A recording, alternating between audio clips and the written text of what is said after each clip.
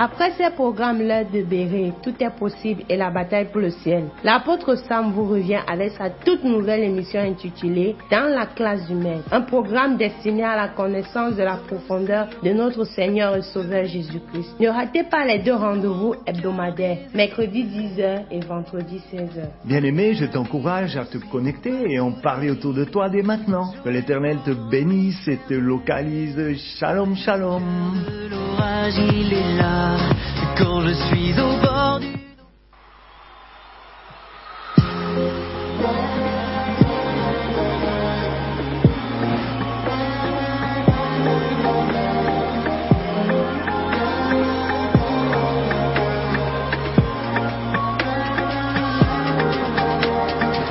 Dans l'océan de mes tourments, souvent mon cœur désespère.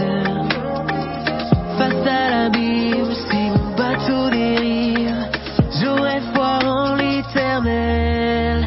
Même au cœur de l'orage, il est là, quand je suis Chers amis, Église, bien-aimés, auditeurs, auditrices, soyez les bienvenus dans la classe du Maître. N'oublie pas, aujourd'hui l'émission, nous sommes dans la classe du Maître, nous sommes assis dans la classe du Maître. C'est pour moi une joie, un plaisir énorme et profond d'être avec vous dans la classe du Maître aujourd'hui. En fait, nous allons nous poser la question aujourd'hui, comment aimer Jésus-Christ ?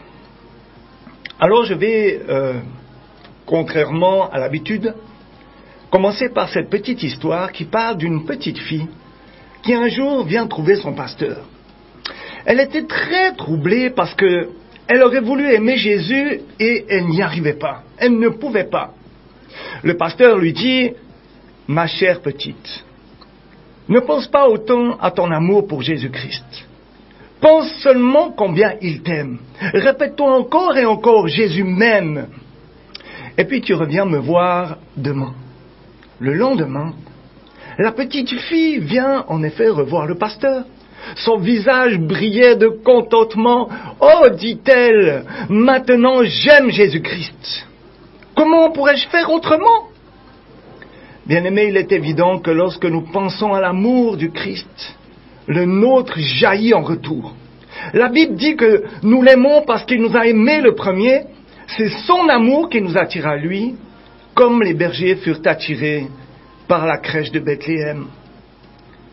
Je vais vous parler aujourd'hui d'un de mes sujets préférés, la connaissance du Seigneur Jésus-Christ. C'est la plus excellente et la plus importante des choses, bien-aimés, car elle nous permet d'établir avec lui cette relation, cette communion, ce lien. Ah, bien-aimés, ne prêchons pas une religion aujourd'hui, mais une relation. Être unis à lui. L'apôtre Paul a écrit cette parole qu'on devrait tous avoir comme priorité. Elle se trouve dans Philippiens 3, verset 8. Ouvre avec moi Philippiens 3, verset 8. J'ai l'habitude d'ouvrir la parole de Dieu. Fais la même chose avec moi. Philippiens 3, verset 8. Il est dit, « Et même je regarde toutes choses comme une perte, à cause de l'excellence de la connaissance. » Je répète, de l'excellence de la connaissance de Jésus-Christ, mon Seigneur. Aujourd'hui, beaucoup font de la connaissance de la Bible leur objectif principal. C'est pas mauvais, c'est même excellent de connaître les Écritures. Mais il manque quelque chose. Il manque la profondeur. Ma recherche dans la parole de Dieu va déboucher sur une recherche historique, philosophique ou bien alors religieuse, tout simplement. Et bien les chrétiens considèrent que la Bible est comme un livre de préceptes et de pratiques religieuses qu'ils s'efforcent de vivre du mieux qu'ils peuvent. Regardons, Jésus disait un jour aux pharisiens, « Vous sondez les Écritures », c'est dans Jean 5, verset 39, « Vous sondez les Écritures parce que vous pensez avoir en elles la vie éternelle. Ce sont elles qui rendent témoignage de moi, et vous ne voulez pas venir à moi pour avoir la vie. » Jean 5, verset 39. Là, bien entendu, mon ami, la lecture et la méditation des Écritures, la Bible nous emmène à la connaissance du Seigneur Jésus-Christ. Et cette connaissance nous attire et nous attache à lui. Il y a 2 choses principales à rechercher dans la connaissance de Jésus-Christ. La première, c'est sa personne.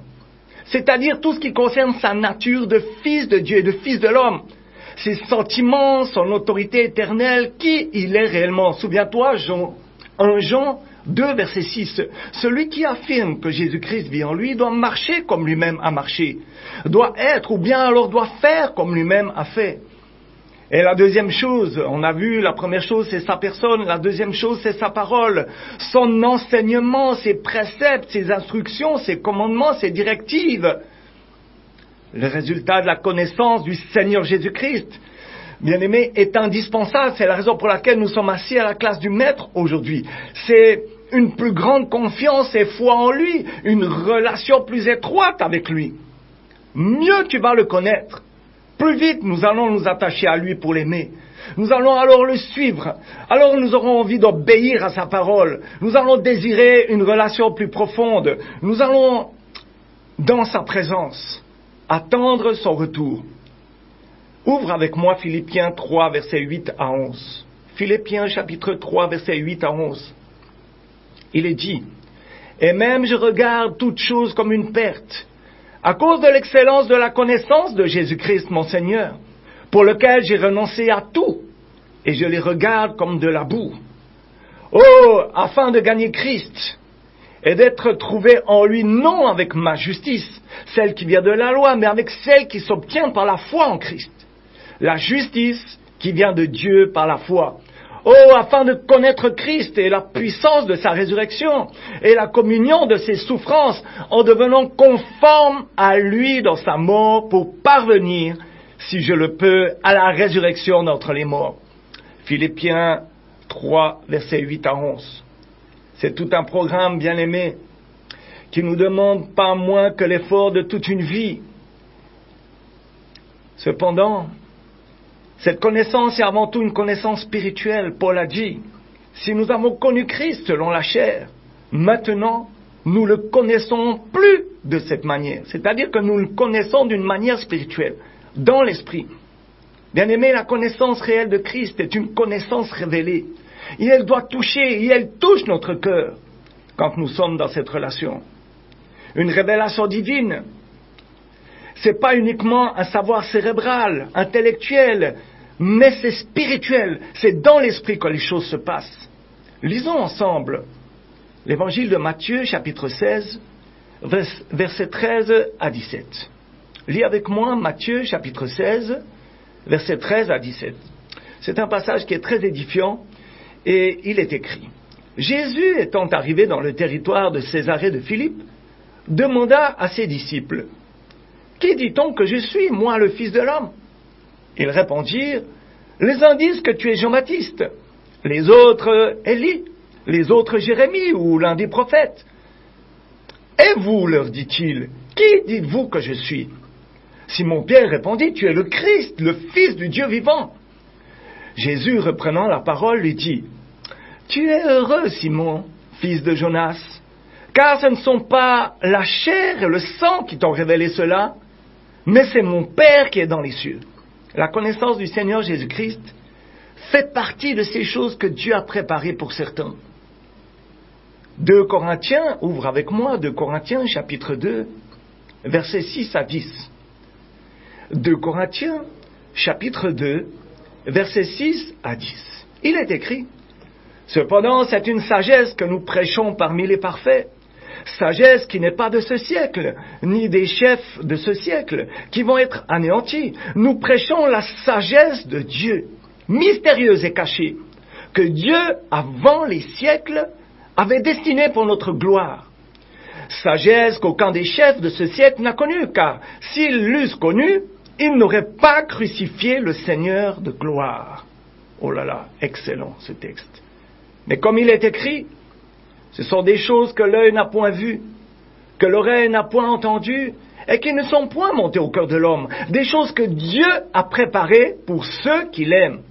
Voyez, le groupe particulier à qui Dieu parle, des choses que Dieu a préparées pour ceux qui l'aiment.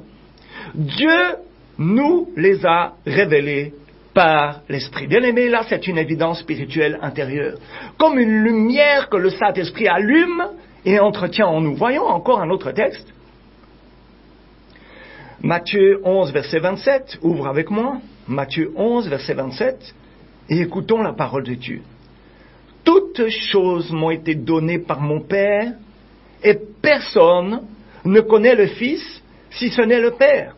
Personne non plus ne connaît le Père si ce n'est le Fils, et celui qui a le Fils veut le révéler. Voyons encore une autre parole dans 1 Corinthiens 2, verset 11. 1 Corinthiens 2, verset 11. Lequel des hommes, en effet, connaît les choses de l'homme, si ce n'est l'esprit de l'homme qui est en lui? De même, personne ne connaît les choses de Dieu, si ce n'est l'esprit de Dieu. Il faut éviter toute confusion avec une conception superficielle du cœur humain qui porte uniquement sur les sentiments, les émotions, et arrêtons-nous un instant pour mieux comprendre et savoir de quoi il retourne. Quand la Bible parle du cœur de l'homme, elle exprime en fait la pensée de l'homme intérieur, comme un tout. Que ce soit dans l'Ancien ou le Nouveau Testament, la notion du cœur de l'homme englobe son caractère, sa personnalité, son intelligence, sa volonté, ses pensées, ses émotions, ses sentiments, donc les facultés de réflexion, de décision, ainsi que la sensibilité émotionnelle et affective de l'être humain. Lorsque la Bible parle du cœur, bien aimé, cela comprend donc toutes les dimensions de la personnalité de l'homme. Je vais les dire les unes après les autres. Peut-être une note, c'est très intéressant. La dimension rationnelle. En fait, le premier critère que j'aimerais partager avec toi ce matin, qui est dans les dimensions de la personnalité, qui forment le caractère de la personne, est la dimension rationnelle. C'est-à-dire notre esprit avec ses facultés d'intelligence, de réflexion, de conscience. Il y a ensuite la dimension affective et émotionnelle, notre âme, avec ses sentiments, ses désirs, ses inquiétudes et ses craintes, ses joies et ses tristesses. C'est le siège de la dimension de la volonté, des sentiments et des émotions. Il y a la dimension justement volontaire qui est dans l'âme, décision et engagement, résolution, intention. Bien aimé, voilà l'intérieur de l'homme, la profondeur de l'homme. Le cœur naturel de l'être humain est sous l'empire du péché. Bien aimé, il est sous la source de mauvaises pensées. On le voit dans Matthieu 15, verset 19. Il est désobéissant et impénitent, il est endurci, il est méchant, il est incrédule. Et Dieu travaille justement à ce niveau, au niveau du cœur de l'homme. Il sonde le cœur, il parle au cœur, il nous interpelle à tous les niveaux. Au niveau qu'on vient de voir, la personnalité. Et ils rendent en fait la neutralité impossible. On le voit dans Acte 7, verset 54. Dieu travaille au niveau du cœur de l'homme aussi, au niveau de l'œuvre qu'il accomplit. Il renouvelle dans le cœur, il l'ouvre, il place des convictions, il place aussi la repentance et la foi. La conversion jaillit du cœur.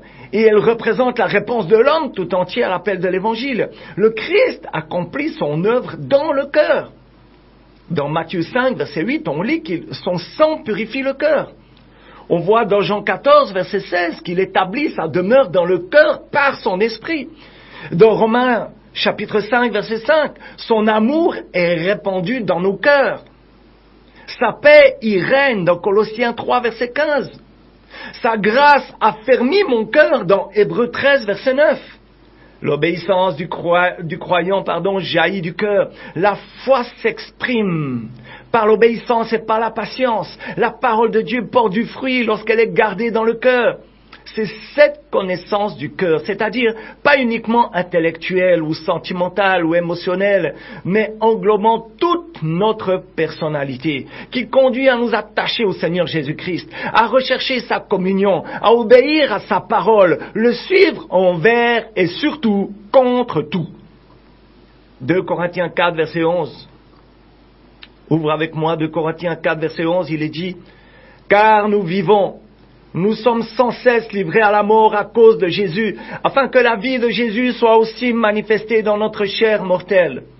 Envers et contre tout, je dois aimer l'Éternel. » Galates 2, verset 20. Paul nous dit là, j'ai été crucifié avec Christ. Et si je vis, ce n'est plus moi qui vis. C'est Christ qui vit en moi.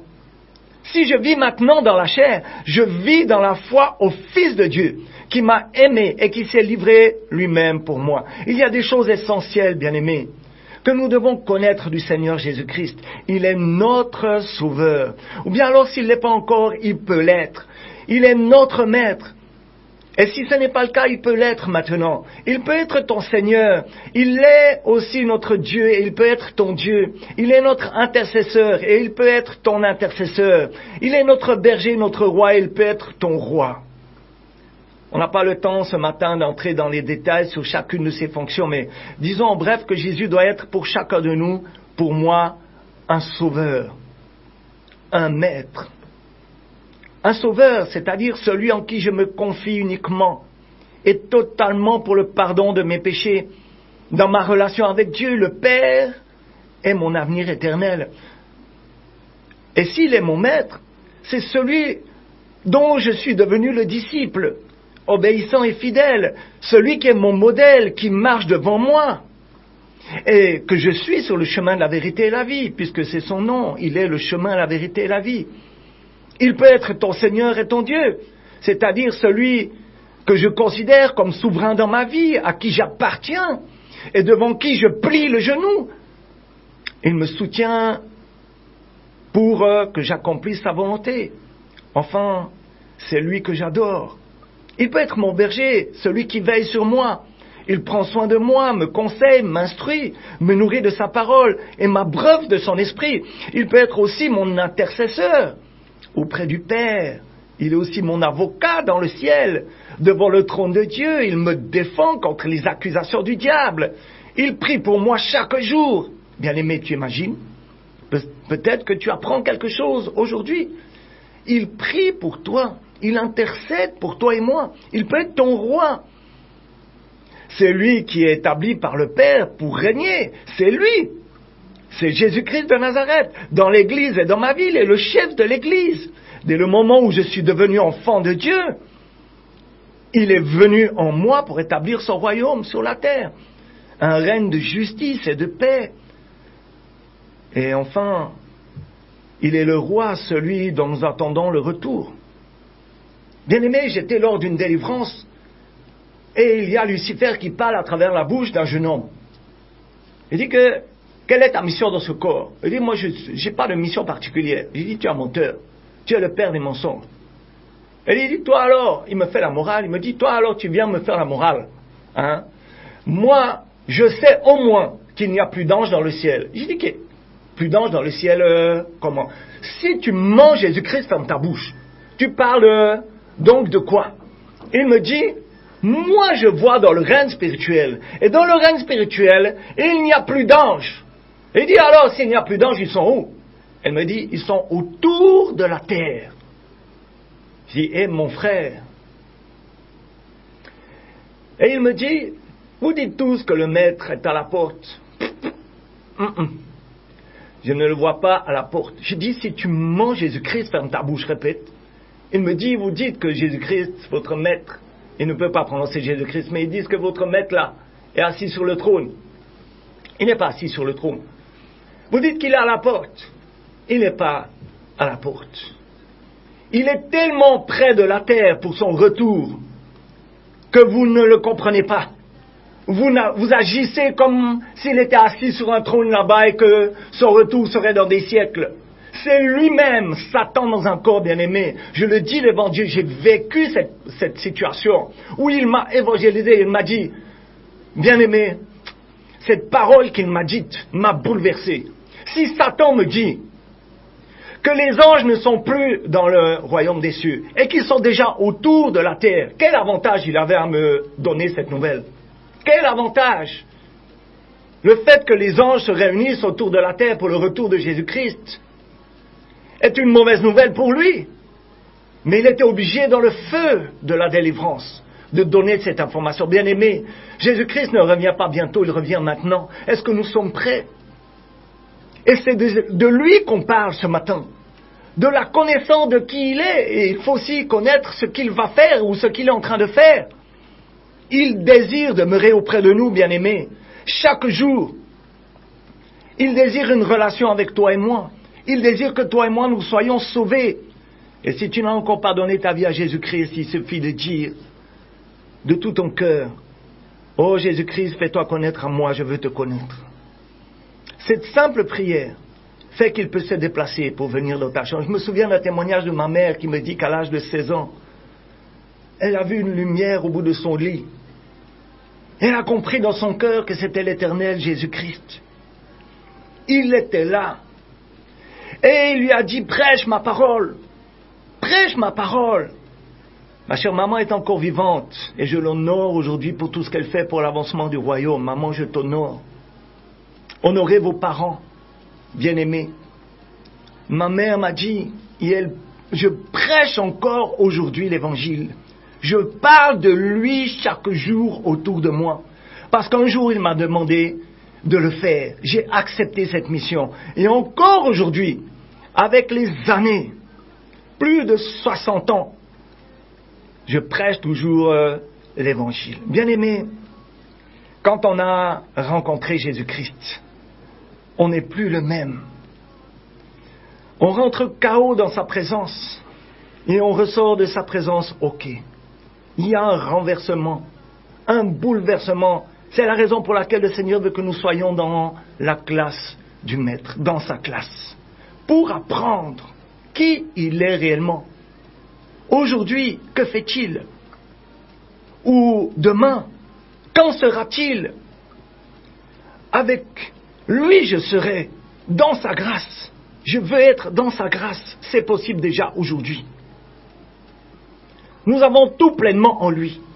Bien-aimé, il est le médiateur, le seul médiateur qu'il y a entre nous et les hommes. Nous avons tout pleinement en lui.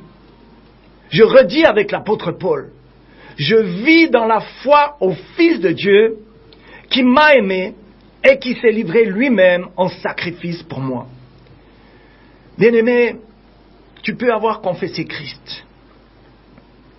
Je ne parle pas d'une religion ou d'une doctrine ou d'une église particulière. Je ne parle pas de religion ce matin.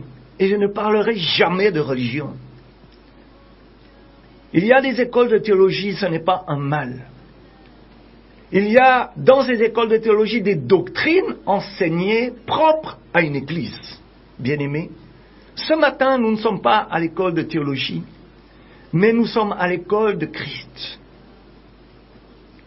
Nous sommes à l'école de Christ, dans une relation, ou alors dans l'apprentissage de cette relation. Et le Seigneur veut une profondeur dans ma relation avec lui. Il veut que je comprenne ce qu'il est en train de faire, ou bien alors surtout de ce qu'il a fait pour moi à la croix. Oui, le maître en question qui nous enseigne ce matin a donné sa vie pour toi et moi. Il a réellement versé son sang un jour sur la croix. Bien-aimé, ce n'est pas petit. Je connais personne qui a fait ça pour moi aujourd'hui. Ce que j'ai appris aujourd'hui, c'est un petit peu à connaître qui est Christ, qui est ce maître. Parce que des fois, alors, lorsqu'on rentre dans les écoles, on connaît le maître qui nous enseigne. Et alors, il y a une froideur. Mais ce matin, nous apprenons petit à petit qui est le maître. Et alors, le feu augmente. La chaleur augmente. L'intimité augmente. Et le Seigneur veut cette relation. Et surtout cette intimité dans cette relation. Allons avec assurance nous asseoir pour écouter le Maître. Ce matin, nous avons entendu qu'il est amour, qu'il est la vérité, qu'il est le chemin. Bien-aimé, sans lui, il n'y a pas de vie. Il est le chemin, la vérité et la vie. Satan, bien-aimé, est le contraire. Il est le mensonge sur le mauvais chemin qui mène à la mort. Si tu veux connaître les plans de Satan, et la Bible nous dit que si nous connaissons les plans de Satan, nous avons l'avantage sur lui dans le combat spirituel. Il suffit de transformer les phrases que Dieu a dites, que Jésus-Christ a prononcées dans sa parole, et de les inverser. Jésus-Christ, exemple, je viens de le faire. a dit « Je suis le chemin, la vérité et la vie ». Satan est le mensonge sur le mauvais chemin qui mène à la mort. Bien-aimés, faisons très attention. Dans quelle classe sommes-nous assis ce matin? Si tu étais assis dans la classe du monde, change. Viens t'asseoir dans la classe de Christ. Si tu étais assis dans la classe d'une fausse doctrine, viens t'asseoir dans la classe de Christ et tu vas entendre la pensée de Christ, la doctrine de Christ, la véritable doctrine, la parole de Dieu vivante et efficace, comme Hébreux 4, verset 12 le dit. Je t'invite à te lever pour connaître réellement qui est Christ. Prends du temps avec lui. Tu ne sais pas comment faire, bien-aimé. Tu fermes les yeux. Dans ton cœur, là où tu es, tu dis, Seigneur Jésus-Christ, on a parlé de toi, on m'a parlé de toi ce matin. Je me suis assis dans la classe je me suis assis dans ta classe en fait. Je me suis assis dans la classe du maître. Je fais de toi mon maître. Ce matin, Père éternel, enseigne-moi ta parole. Enseigne-moi tous les jours de ma vie, par ton esprit, qui va m'enseigner toutes choses. Enseigne-moi. Je veux m'asseoir et ne pas croire, ou bien alors me rassurer que je suis déjà arrivé, que je connais déjà tout. Bien-aimé, lorsqu'on connaît la parole de Dieu et qu'on dit qu'on connaît, c'est qu'on ne connaît pas qui est Jésus-Christ. On ne peut pas connaître pleinement qui est Jésus-Christ. Un jour, il m'a dit, et je le répète, tu me demandes de me connaître. Je suis éternel. Il te faudra l'éternité pour me connaître. Mais l'Éternel veut nous enseigner suffisamment ce matin pour savoir qui il est dans sa fondation. C'est suffisant, bien-aimé, pour être sauvé. Et c'est la seule raison pour laquelle le Seigneur veut te parler ce matin, c'est ton salut. As-tu donné ta vie à Jésus-Christ? As-tu donné ta vie au Maître? Ce Maître-là va nous enseigner la vérité et le véritable chemin. Il est lui-même la vérité. En lui, il n'y a pas de mensonge. Nombre 23, verset 19, arrive à mon esprit. Dieu n'est pas un homme pour mentir, mais se repentir. Ce qu'il a dit, il va l'accomplir. Ce qu'il a ordonné, il va l'exécuter. C'est un peu dans ce sens. Tu peux ouvrir toi-même. Et bien aimé, nous ne sommes pas avec un menteur. Il n'est pas un homme pour mentir. Mon maître est celui qui est à l'origine de tout. Et surtout de mon salut. Bien aimé, ce matin, être assis à la classe du maître n'est pas un fardeau. Je ne vais pas faire l'école buissonnière. Je ne vais pas rater les futures émissions. Et je rappelle que l'émission, être assis dans la classe du maître, se passe tous les mercredis à 10h et les vendredis à 16h. Invite un maximum de personnes à se connecter. 102.5, facile, il n'y a pas grand-chose à dire. Connecte-toi à 102.5, il est l'heure d'être assis dans la classe du Maître. Viens t'asseoir avec moi dans la classe du Maître. Dis avec tes mots. Invite tes amis, invite ta famille. Et ensemble, jusqu'à aujourd'hui, certes c'était l'introduction, mais dès vendredi, 16h, nous commençons les enseignements dans la classe du Maître. Bien aimé, je ne connais encore pas le sujet. Le Saint-Esprit va m'enseigner toutes choses. Je serai donc prêt. Vendredi à 16h. Je t'invite à ne pas rater ce rendez-vous, bien aimé. Viens avec ta famille. Assieds-toi derrière ton poste de radio ou ton téléphone ou ce qui te sert de radio et écoute et pratique la parole de Dieu. Bien-aimé, je te salue. Je te dis shalom, shalom, shalom et à vendredi si Dieu le veut.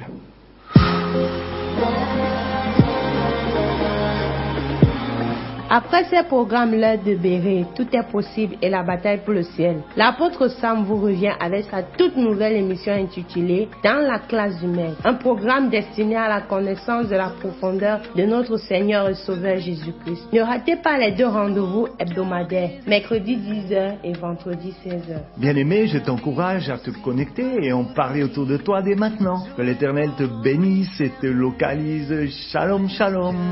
L'orage, il est là, quand je suis au bord du